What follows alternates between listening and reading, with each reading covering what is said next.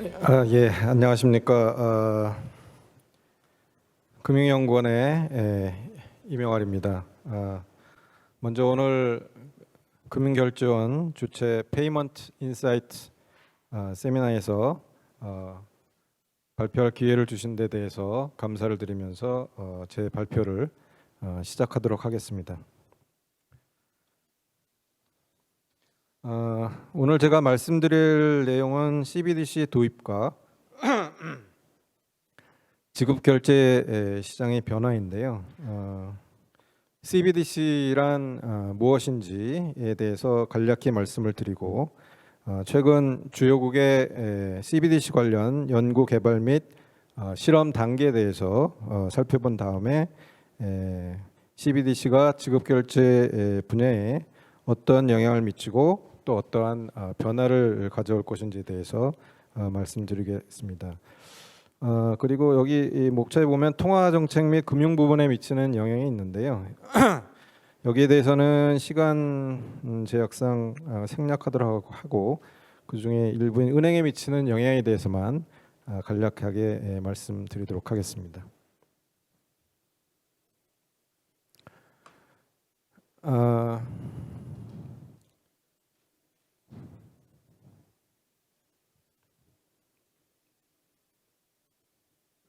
예, 그 CBDC 즉 중앙은행 디지털 화폐는 실물 명목 화폐를 대체하거나 보안 사용하기 위해서 중앙은행이 발행하는 전자적 명목 화폐다라고 정의를 할 수 있겠습니다. CBDC는 크게 중앙은행에 직접 계좌가 개설되는 계정형하고 중앙은행이 보증하는 전자적 토큰 형태로 거래가 되는 디지털 토큰으로 구분해 볼 수 있겠고요. 그리고 계정형 CBDC는 다시 은행을 비롯한 금융기관만 사용이 가능한 지불준비금 계좌하고 모든 일반에게 개방되는 개인 계좌로 나눠볼 수 있겠습니다. 그리고 중앙은행 디지털 토큰도 다시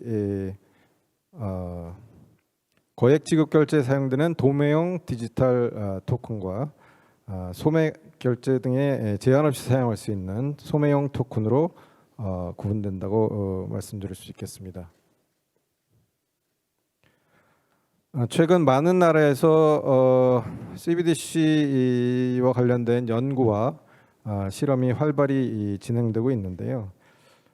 이거를 선진국과 신흥국으로 구분해서 이렇게 보면 선진국의 경우에는 주로 지급결제 시스템의 안전성 그리고 효율성 제고 차원에서 CBDC와 관련된 연구와 실험이 이루어지고 있다라고 말씀드린다면 신흥국이나 개발도상국의 경우에는 주로 금융포용 차원에서 CBDC 도입 여부를 고민하고 있다 이렇게 설명드릴 수 있을 것 같습니다. 이 외에도 지난번 코로나19 발생을 계기로 금융 디지털화가 가속화되면서 CBDC 도입 논의가 확대된 측면도 있고 또 하나는 리브라 같은 글로벌 스테이블 코인의 발행 구상이 발표되면서 CBDC에 대한 선진국의 관심이 커지게 되었다 이렇게 말씀드릴 수 있겠습니다. 다음으로 주요국의 CBDC 관련 연구 및 개발 현황에 대해서 간략하게 말씀드리도록 하겠습니다.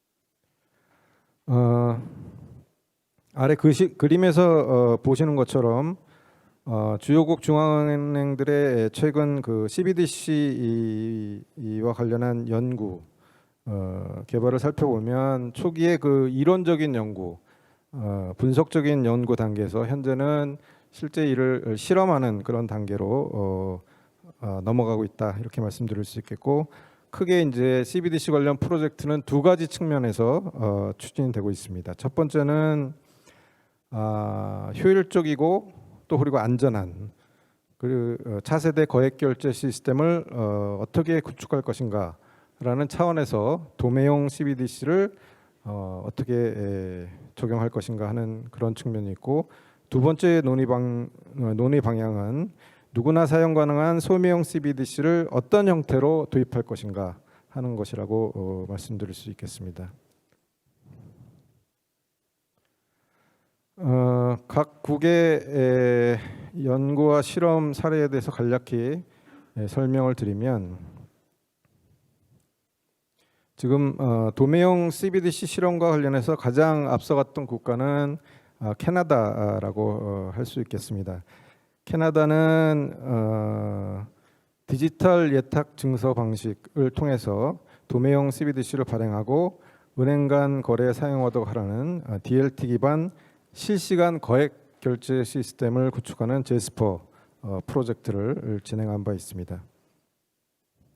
다음은 싱가포르인데요. 싱가포르 중앙은행인 마스도 캐나다와 유사한 방식으로 디지털 싱가포르 달러를 발행하고 실시간 거액 결제 시스템을 새롭게 구축하는 유빈 프로젝트를 진행한 바 있습니다. 이와 같이 그 캐나다와 싱가포르 중앙은행의 그 도매형 CBDC 실험은 중앙은행의 디지털 화폐가 분산원장 기술 방식을 통해서 금융기관 간 거래에 사용 가능하다라고 하는 것을 실제 구현함으로써 지금 현재 사용하고 있는 실시간 거액 결제 시스템이 한 단계 진보된 차세대 방식으로 바뀌면서 DLT 방식에 기반을 둔 차세대 RTGS 시스템으로 개편되는 방향으로 가고 있다라는 것을 시사해 준다라고 말씀드릴 수 있겠습니다. 다음은 소매형 CBDC에 대한 실험인데요. 대표적인 나라 중에 하나가 이제 스웨덴이 되겠습니다. 스웨덴은 현금 사용이 가장 급격하게 축소되고 있는 대표적인 나라로 이제 알려져 있는데, 이에 따라서 소매형 CBDC에 대한 그 연구와 실험도 가장 먼저 추진이 됐던 나라에 해당됩니다. 스웨덴에서는 2020년 2월부터 DLT 기반 소매형 CBDC인 이코로나 시범 사업을 실시를 하고 있는데요. 그 이코로나 체제의 특징은 이 그림에 나타나 있는 바와 같이 중앙은행과 민간은행으로 구성되는 2단계 체제를 통해서 CBDC가 발행이 되고 유통이 되는 그런 구조를 취하고 있어서 실제 우리가 현실 경제에서 사용하고 있는 실물 화폐 발행 메커니즘과 매우 유사한 그 체제를 통해서 CBDC가 발행되는 그 실험을 하고 있다, 이렇게 말씀드릴 수 있겠습니다. 그리고 이 실험에서 이 코로나는 휴대폰이라든가 스마트워치 그리고 플라스틱 카드에 설치된 디지털 월릿을 통해서 휴대하고 거래가 되게 되고 365일 24시간 사용이 가능한 것으로 그렇게 알려져 있습니다. 다음은 중국인데요. 지금 CBDC와 관련해서 가장 앞서가고 있는 나라이면서 가장 많은 관심의 대상이 되고 있는 나라가 중국이라고 할 수 있겠습니다. 중국은 2020년 4월부터 현재까지 15개 시와 성에서 디지털 위안화, 명칭이 이차이니즈 위안인데 이차이니즈 위안 시범 사업을 진행을 하고 있습니다. 앞서 설명드린 그 스웨덴의 경우와 유사하게 중앙은행하고 민간은행으로 구성된 2단계 체제를 통해서 CBDC가 발행이 되고 유통되는 구조를 취하고 있고, CBD를 사용하는 사용 방법도 대체로 유사한 것으로 그렇게 알려지고 있습니다. 최근 언론 보도에 따르면 2022년 8월 말, 금년 8월 말 현재 그 이차이니즈 위안 시험 지역에서 누적 거래 건수는 약 3억 6천만 건, 거래액은 1천억 4천만 위안을 기록했고, 이 거래가 이루어지는 가맹점도 560만 곳에 이르는 것으로 그렇게 알려지고 있습니다. 그 외의 국가들을 살펴보면 우리나라도 한국은행에서 1단계 모의 실험을 마치고 최근에 그 2단계 실험도 성공적으로 마무리했다는 그런 보도가 있었고요. 그리고 그동안 상대적으로 CBDC에 소극적이었던 미국의 경우도 바이든 미국 대통령이 디지털 자산 행정명령에 서명함에 따라서 최근 CBDC 관련 보고서가 발표되고 있고 연구가 확대 진행되고 있는 그런 모습을 보이고 있습니다. 그리고 참고로 실제로 CBDC를 발행한 그런 국가도 있는데요. 예를 들면 바하마는 2020년 10월에 최초로 소매형 CBDC인 샌드 달러를 발행했고, 그다음에 동카리브의 통화동맹 지역인 ECCU도 소매형 CBDC인 D캐시를 2021년 3월에 발행한 바가 있습니다. 다음으로 통화정책과 금융부문에 미치는 영향인데요. 이거는 시간상 생략하고 바로 지급 결제에 미치는 영향에 대해서 설명드리도록 하겠습니다.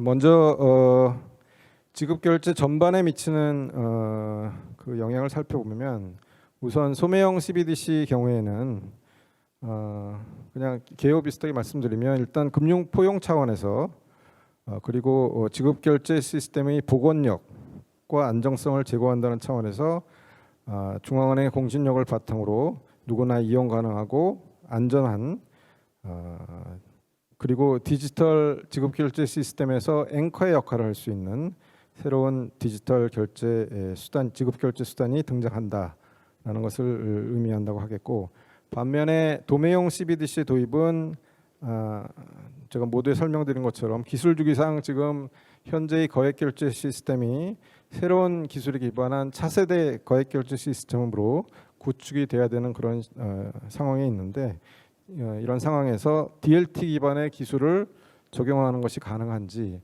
이를 기반으로 해서 저비용 고효율 거액 결제 실시간 거액 결제 시스템 구축이 가능한 것인지에 대한 실험을 하는 것인데, 이게 지금 현재 보면 거의 가능한 것으로 이렇게 알려지고 있습니다.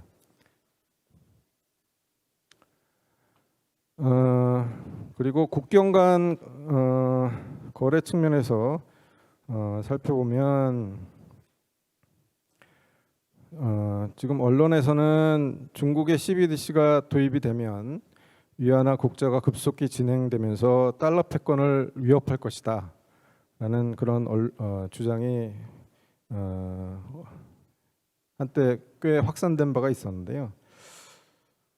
결론적으로 말씀드리면 중국을 포함한 그 상당수 국가에서 지금 현재 실험 중인 소매형 CBDC의 경우는 그 CBDC 사용이 자국 내 중앙은행에 영향을 미치는 국내로 제한되는 국내용이기 때문에 CBDC가 도입된다고 하더라도 당장 해외에서의 사용은 어렵다, 이렇게 말씀을 드릴 수 있겠습니다. 그렇지만 시간이 어느 정도 좀 걸리겠지만 궁극적으로는 CBDC 국경 간 거래 그리고 통화 간 거래가 가능할 것으로 그렇게 예상이 되는데요. 이와 같이 그 국경 간 거래 소매용 CBDC가 사용 가능하기 위해서는 크게 한 세 가지 방식을 생각을 해볼 수 있을 것 같습니다. 첫 번째는 자국의 그 소매용 CBDC를 상대 국가의 협약을 통해서 상대 국가에서 직접 사용을 하는 방법을 취하거나, 아니면 두 번째로는 국경 간 통화 간 상호 운용성이 인터오퍼러블한 그 멀티플 CBDC 방식을 구축을 하거나, 아니면 세 번째로는 전 세계적으로 통용할 수 있는 글로벌 CBDC, 단일 CBDC를 도입하는 그런 방안을 생각을 해볼 수 있겠는데요. 그런데 제가 말씀드린 이 세 가지 방법 중에서 첫 번째와 세 번째의 경우는 통화 대체라든가 통화 주권 침해와 같은 이슈를 촉발하기 때문에 아주 특정한 지역이라든가 국가를 제외하고는 실제 도입이 쉽지 않은 상황이고, 이에 따라서 현재 글로벌하게는 제가 두 번째로 말씀드린 MCBDC를 중심으로 국제적 논의가 이루어지고 있다, 이렇게 말씀드릴 수 있겠습니다. 그러면 이 MCBDC는 종류가 어떻게 되는가를 아주 간략하게만 말씀을 드리면 MCBDC는 크게 이제 세 가지 정도로 구분을 할 수 있을 것 같습니다. 제일 첫 번째는 각국의 CBDC 운영 체제는 국가별로 독자적으로 결정을 하되 국경 간 그다음에 통화 간 CBDC 거래는 다양한 민간들이 참여해서 경쟁하면서 중개하는 그런 형태인데 우리는 이것을 이제 양립형이라고 말하고 현재의 그 코레스 뱅킹과 굉장히 유사한 구조다 이렇게 말씀드릴 수 있겠습니다. 두 번째는 연결형 MCBDC인데요. 이거는 아까 양립형과 마찬가지로 각국의 CBDC 운영 체제는 독자적으로 결정을 하되 국경 간 그리고 통화 간 거래의 경우에는 기술적 연동 그리고 청산 시스템 공유 등을 통해서 국가 간 CBDC 시스템이 연결되는 그런 형태라고 할 수 있겠습니다. 세 번째 마지막이 이제 단일형인데요. 단일형은 여러 국가의 CBDC들이 통일된 단일 그 CBDC 운영 체제 하에서 거래되는 형태에 해당되는데 일반적인 국가에 적용하기는 그렇게 쉽지 않아 보이고 경제 공동체라든가 통화 동맹 지역 등에서는 운영해 볼 만한 그런 운영 방식이라고 할 수 있겠습니다. 근데 이 세 가지 유형 중에서 지금 현재 국제적으로 주로 논의되고 있는 형태는 두 번째 연결형 MCBDC 이 체제가 되겠다 이렇게 말씀드릴 수 있겠습니다.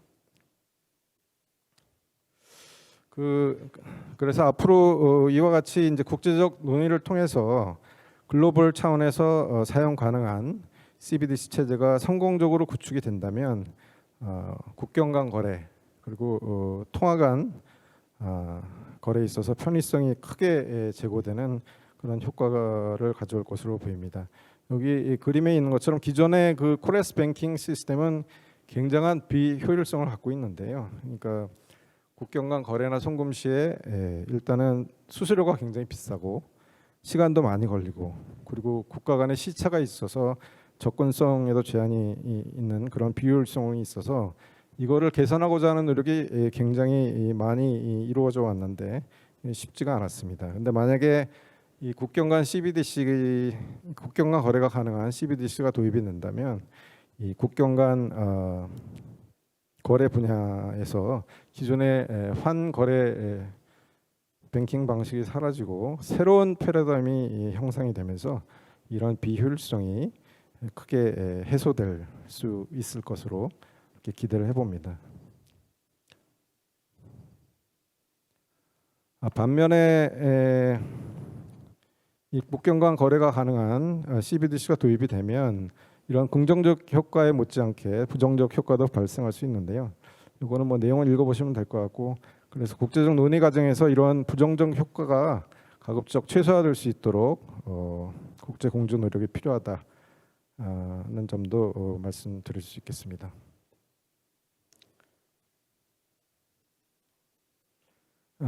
다음으로 지급결제의 그 생태계 측면에서 디지털 지급결제의 생태계 측면에서 간략하게 몇 가지 말씀을 드리려고 하는데요. 우리가 일반적으로 현대의 통화 시스템 하면은 흔히 이중 통화 시스템, 듀얼 모니터리 시스템을 얘기를 하는데요. 그 내용은 중앙은행이 발행한 법정 화폐가 있고 그리고 이를 기반으로 새롭게 창출되는 은행 예금 형태의 민간 화폐라는 두 개의 화폐 통화가 공존하면서 우리가 흔히 이거를 이제 이중 통화 시스템이라고 얘기를 하는데요. 앞으로 중앙은행의 그 법정 디지털 화폐인 CBDC가 발행되게 되면 이와 같은 그 법정 디지털 화폐인 CBDC를 근간으로 해서 다양한 민간 디지털 화폐 그리고 여기다가 추가적인 다양한 디지털 결제 수단이 등장하면서 디지털 이중 통화 시스템과 생태계가 형성될 것으로 이렇게 전망이 됩니다. 즉 다시 말씀드리면 법정화폐인 CBDC는 그 디지털 지급결제 시스템의 핵심적인 그 앵커 역할을 하고 동시에 그 민간 금융기관과 다양한 민간 지급결제 서비스 업자들이 이를 토대로 다양한 지급결제 수단을 만들면서 이와 같은 디지털 지급결제 분야의 혁신을 촉진하는 그런 토대가 될 걸로 보입니다. 이 그림은 BIS의 보고서에 나와 있는 그림인데요. 이게 나무를 뜻하는 그림입니다. 그래서 이 나무의 뿌리에 해당하는 것이 중앙은행 법정화폐, 디지털 법정화폐인 CBDC라고 하면 이거를 기반으로 해서 그 가지, 나뭇잎, 뭐 특히 이제 열매가 되겠는데 이 부분에 다양한 민간들의 혁신을 통해서 다양한 디지털 지급결제 수단이 번성할 거다라는 것을 보여주고 있습니다.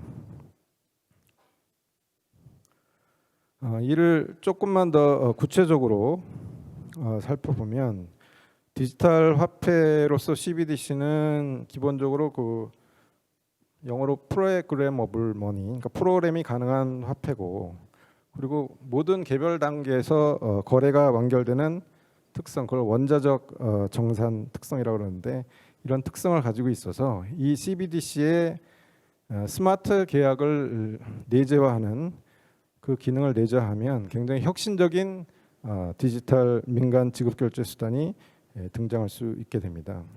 그래서 예를 들어보면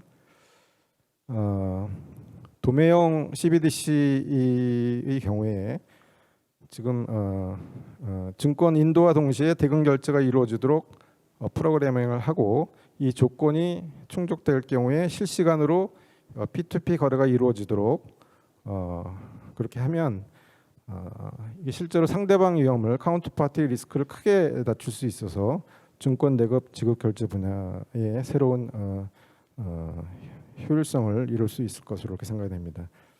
그리고 소매형 CBDC의 경우를 보면 우리가 이제 인터넷 쇼핑이나 예를 들면 중고 거래를 할 때 실제 이제 물건을 받고 돈을 줘야 되는데 그 비슷한 기능을 하는 것이 이제 에스크로 기능인데 이 기능도 CBDC를 이용하면은 쉽게 여기다 스마트 계약 조건을 내재화하면 이와 같은 에스크로 기능을 갖춘 새로운 혁신적인 민간 지급 결제 수단이 출현할 수 있다라고 할 수 있습니다. 근데 기존 거에 비해서 어떤 특징이 있는가를 보면 이 CBDC를 이용한 경우에는 CBDC에 대한 청구권은 중앙은행에 대한 청구권이기 때문에 기존 그 소액 간편 결제에서 쓰이고 있는 에스크로가 달리 그 민간 PSP들이 제공할 경우에는 신용 위험이 있는데 이거는 신용 위험이 수반되지 않는 에스크로 기능을 구현할 수 있다라고 말씀드릴 수 있겠습니다.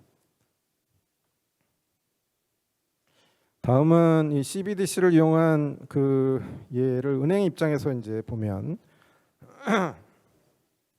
은행은 이 CBDC를 이용하면 민간의 그 디지털 화폐를 발행하는 것과 같은 효과를 거둘 수 있을 걸로 보입니다.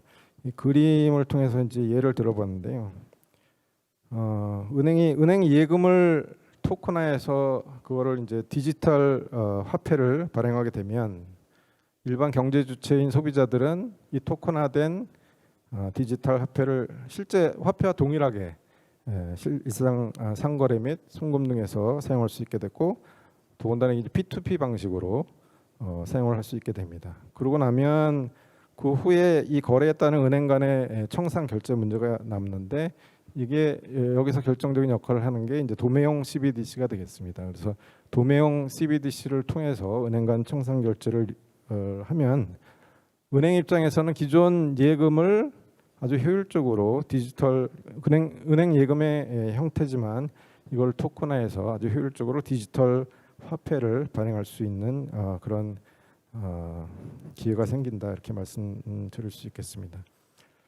그래서 아까 제가 이제 기존 통화 시스템이 이중 통화 시스템이다 이렇게 말씀드렸는데 이 경우에는 중앙은행의 디지털 화폐인 CBDC를 이용해서 은행이 민간 디지털 화폐를 발행하게 되는 디지털 이중 통화 시스템이 형성되게 되고 그리고 더 나아가서 일반 민간의 입장에서는 중앙은행 CBDC뿐만이 아니고 이와 같이 발행된 은행의 디지털 화폐를 이용해서 다시 추가적인 혁신적인 기능을 갖춘 민간의 디지털 지급 결제 수단을 개발할 수 있어서 이게 이중이 아닌 다중 디지털 지급 결제 생태계도 구축이 가능하다. 이렇게 말씀드릴 수 있겠습니다. 마지막으로 이 국경 간 거래와 관련해서 아까 말씀드린 그 CBDC 국경 간 거래가 가능한 CBDC 체제, 즉 MCBDC 체제가 구축되게 되면 이를 토대로 아까 은행이나 그 도매형 소매형 CBDC에서 본 것처럼 이 글로벌 분야에서 글로벌 지급 결제 분야에서 엄청난 변화가 일어날 수 있을 것으로 보입니다. 특히 이 글로벌 MCBDC 체제는 이 플랫폼이 각국의 CBDC 체제하고 연결이 돼 있고 또 각국의 중앙은행이 이 플랫폼상의 공증인으로 참여를 하면서 이 엄청난 네트워크를 형성하게 되고 여기에 민간이 이 네트워크를 기반으로 해서 이 플랫폼상에서 글로벌